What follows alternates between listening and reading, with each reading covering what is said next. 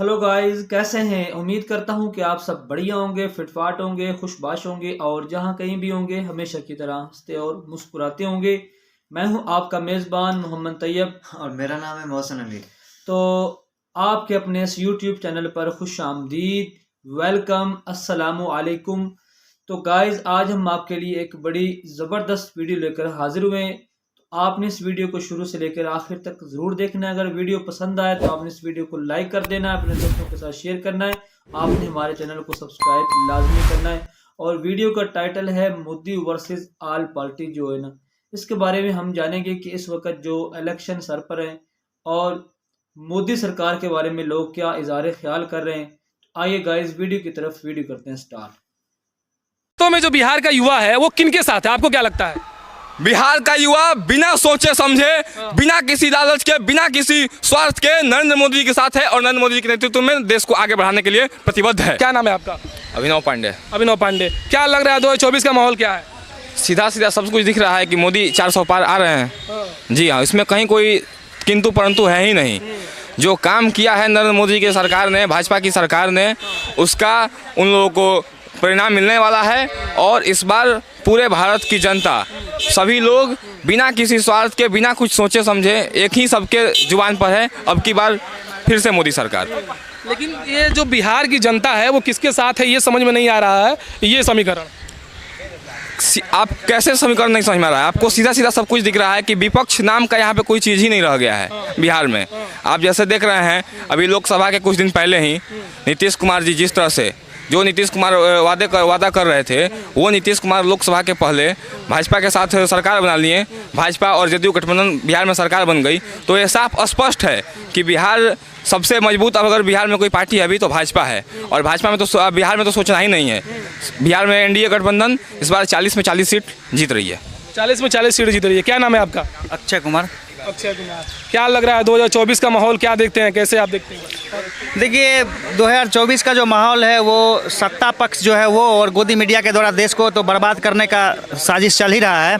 गंगा जमुना और तहजीब की जो संस्कृति है उसको तो बर्बाद करने का साजिश चल रहा है। हम जिस यूनिवर्सिटी में हैं, जिस यूनिवर्सिटी में अभी खड़े हैं, इसी यूनिवर्सिटी से जेपी नड्डा रहे, रविशंकर प्रसाद रहे हैं। सेंट्रल यूनिवर्सिटी का जो मामला आज तक पेंडिंग पड़ा हुआ, खैर छोड़िए, ये सब तो अलग बात है।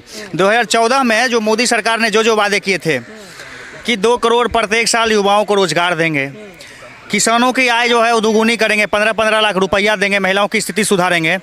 2 करोड़ रोजगार तो छोड़िए, जो सेना, जो आम आवाम और गरीब जनता के लिए परमानेंट बहाली था, एक सम्मान की बात हुआ करता था, उसका परिवार चलता था, उसको 4 साल का अग्निवीर योजना ला करके उस जो है सपने को चकनाचूर करने का प्रयास किया गया है। किसान जो मांग कर रहे हैं, स्वामीनाथन जी को ये भारत रत्न दिए हैं और उन्होंने जो कहा कि स्वामीनाथन आयोग की रिपोर्ट लागू हो, फसल के लागत मूल्य का 1.5 गुना दाम। मान लीजिए कि 100 रुपया हमको किसी 10 केजी गेहूँ उपजाने में लग रहा है, तो उसमें 150 रुपया मिलना चाहिए, वो तो नहीं दिए हैं। 700 किसान आत्महत्या कर लिए। 2 साल पहले आकर के बोले कि भाइयों बहनों, किसानों को समझाने में हमसे गलती हो गई है, ठीक है, वो कर लिए। 3 काले कानून बिना किसान से पूछे हुए ले आए, बिना छात्र नौजवान से पूछे हुए अग्निवीर लेकर के चल आए, ठीक है। इन सारे मामले में फेल हो गए। रेलवे की वैकेंसी कितनी थी? 5600 वैकेंसी आई है और 3 करोड़ लोग फॉर्म भरे हैं। 500 रुपया जोड़ दीजिए, कितना 1000 करोड़ हो गया। बैठ के चाहते रहेंगे ये लोग बैठ करके, समझ रहे हैं ना। तो देश को पूरी तरीके से ये बर्बाद कर दिए हैं। बिहार को विशेष राज्य के दर्जा देने का बात था, उसमें भी कोई मामला नहीं है। प्रत्येक सेंट्रल यूनिवर्सिटी में फंड कट किया जा रहा है, फेलोशिप बंद कर दिया जा रहा है, परमानेंट बहाली नहीं है। ये हम जो है मोदी जी से हमारा व्यक्तिगत खेत जोत लिए हैं, ये बात नहीं है। सवाल है कि परमानेंट टीचर क्यों नहीं है सेंट्रल यूनिवर्सिटी में, डीयू जैसे संस्थान में। पटना यूनिवर्सिटी में आप जाकर के देख लीजिए, नॉन टीचिंग स्टाफ का कमी है, टीचिंग स्टाफ का कमी है। इन सारे सवाल पर जो सवाल था, उन सारे सवाल पे देश की जनता को ठगने का काम किया है। ठीक बात बताइए, जैसे कि मोदी जी के जो फेस को सेंटर में रख के यहाँ चुनाव लड़ने की, भारत के अंदर जो है ना इस वक्त इलेक्शन का माहौल है और जो है ना देखते हैं कि इस वक्त कौन जो पार्टी वो आगे जाती है। लेकिन इस नज़रिए से सोचा जाए तो ये बात सामने आती है कि जहाँ पर आपके चाहने वाले हों वहाँ पे आपके मुखालिफ भी होते हैं।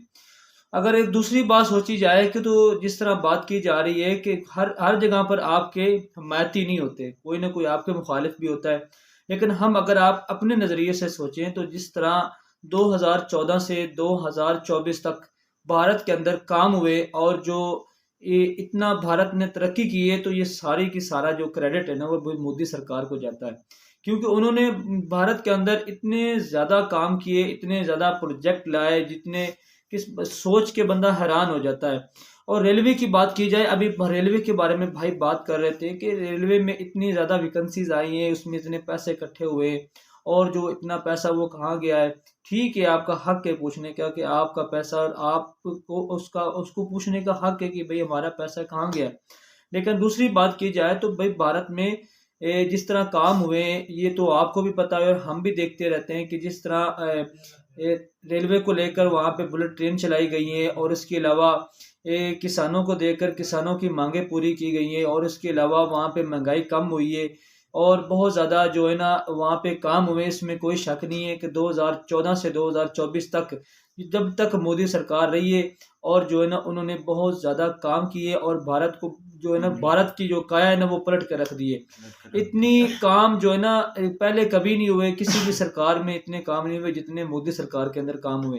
तो बहुत भाई अब इसके अलावा भी जो ओवर कंट्रीज हैं या ओवर जो ओवरसीज हैं वहाँ पे इंडियन या इसके अलावा और जो दूसरी कंट्री के बंदे वो भी भारत की तारीफ कर रहे हैं, मोदी सरकार की तारीफ कर रहे हैं कि मोदी सरकार ने इतने ज़्यादा काम किए, इतना ज़्यादा इंडिया को ऊपर लेकर गए, इसमें कोई शक नहीं है। 2014 से लेकर 2024 तक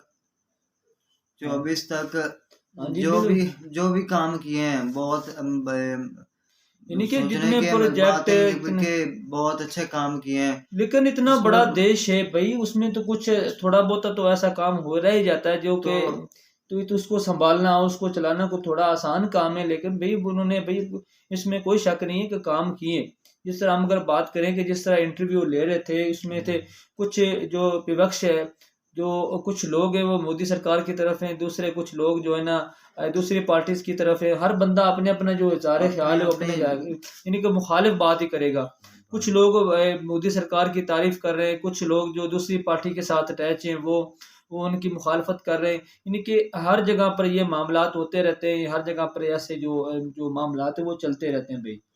तो हमें जो नज़र आ रहा है, हमें तो यही नज़र आ रहा है इस वक्त के जिस तरह भारत को अंदर इलेक्शन की जो सूरत हाल है, अगला पीएम भी मेरे ख्याल में मोदी बनेगा, मोदी सरकार ही बनेगी। कि लोग जो उनको काफ़ी ज़्यादा पसंद कर रहे हैं, जिस तरह उन्होंने काम किए, पेट्रोल को यानी कि महंगाई कम करके पेट्रोल की कीमत इतनी कम कर दी, ये तो आपके सामने ही है।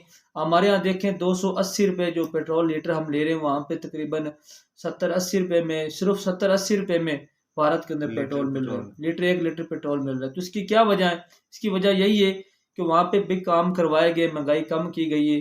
तो ये लोगों को भी सोचना चाहिए कि अपने उस लीडर को वो वोट दें जो जिसने काम किए, उसको ना दें वोट जो सिर्फ आके नारेबाजी करे, कोई काम ना करवाए। तो ये तो आपको भी पता और हम भी जानते हैं कि जो सूखे फुक्के नारे मारते हैं वो काम कुछ नहीं करते, जो गरजते हैं वो बरसते नहीं है। लेकिन जो सरकार मोदी सरकार ने वादे किए थे, जो नारे लगाए थे, वो भाई पूरे किए और हुए हैं।